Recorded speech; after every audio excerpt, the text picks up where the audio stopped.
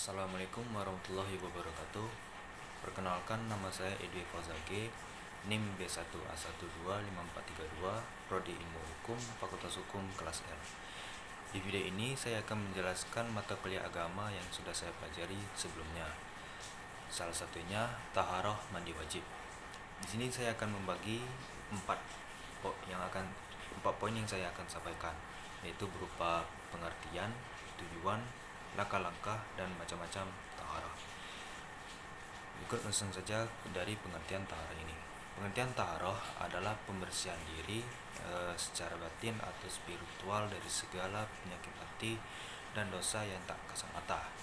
Taharah ini meliputi penyucian hati dari syirik atau menyekutukan Allah, maksiat, sifat tercela seperti iri hati, dengki, sombong, ria, dendam, dan cinta dunia yang berlebihan.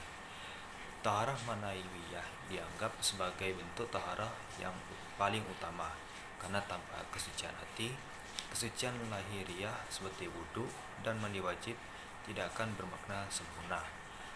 Proses taharah manawiyah dilakukan dengan bertauhid secara ikhlas, memperbaiki niat dalam beribadah, beristighfar, dan bertaubat dari dosa, menjauhi perilaku buruk, serta meningkatkan amal saleh agar hati tetap bersih dan hubungan dengan Allah Subhanahu wa taala terjaga dengan baik. Dengan demikian, taharah manawiyah adalah inti dari kesucian spiritual yang mendasari segala ibadah seorang muslim agar diterima oleh Allah Subhanahu wa taala. Yang kedua, tujuan taharah ini.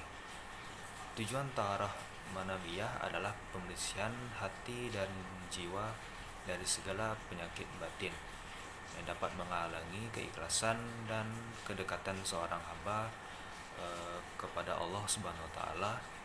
Taharah manawiyah menekankan pada penyucian diri dari syirik, menyekutukan Allah, dosa, serta sifat buruk seperti iri hati, dengki, sombong, ria, dan cinta dunia yang berlebihan.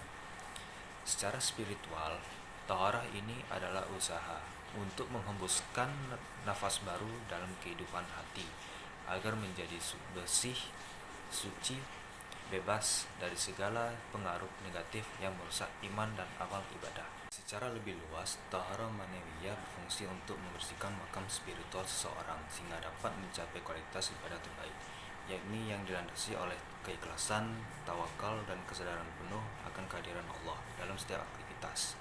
Dengan taharah manawiyah, seseorang muslim yang dapat meraih ketenangan batin, kebahagiaan, serta hubungan yang lebih erat dengan Sang Pencipta, sekaligus menjaga harmoni sosial melalui pengendali diri dan akhlak mulia. Dalam hadis disebutkan pentingnya mensucikan jiwa selain menjaga kebersihan lahir, karena kesucian batin merupakan pondasi utama yang menentukan diterimanya ibadah dan keberkahan hidup. Oleh karena itu, taharah manawiyah menjadi landasan spiritual dalam Islam untuk membersihkan hati, meningkatkan keamanan, dan menyempurnakan amal ibadah. 3. Langkah-langkah penyucian taharah manawiyah. Adapun beberapa langkah untuk penyucian taharah manawiyah, yaitu yang pertama, beristighfar dan bertaubat, mengaku dosa dan memohon ampun kepada Allah Subhanahu wa taala serta bertekad tidak mengulanginya lagi. Yang kedua, memperbaiki niat, menjaga agar niat setiap ibadah dan perbuatan murni karena Allah semata tanpa ria atau pengharapan pujian manusia. Yang ketiga, menjauhi sifat buruk, menyingkirkan rasa perasaan iri, dengki, sombong, dan sifat buruk lainnya yang tercela secara alami. Yang keempat, meningkatkan amal saleh, melakukan perbuatan baik untuk mendekatkan kepada Allah dan membersihkan hati dari kotoran dosa. Yang kelima, memperkuat tauhid dan kesadaran spiritual, memperkuat keyakinan bahwa hanya Allah yang Maha Esa dan Maha Kuasa, tidak menyekutukannya di dalam hati. Dengan langkah-langkah ini, taharah manawiyah dapat terjaga konsistensinya dan menjadi bagian dari gaya hidup spiritual yang mendekatkan diri kepada Allah serta meningkatkan kualitas ibadah dan hubungan sosial. Macam-macam taharah. Yang pertama, taharah dari hadas. Hadas dibagi menjadi dua. Hadas kecil disucikan dengan wudhu, yaitu membasuh anggota tubuh tertentu seperti wajah, tangan, kepala, dan kaki dengan niat dan urutan tertentu. Hadas besar disucikan dengan mandi junub atau ghusl, yaitu mandi dengan menyiram seluruh tubuh secara menyeluruh disertai niat.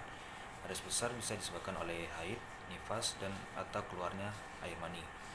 Jika tidak ada tersedia atau ada uzur syar'i seperti sakit, maka seseorang boleh menggunakan tayamum, yaitu menyapu muka dengan tangan debu suci sebagai pengganti wudhu atau mandi.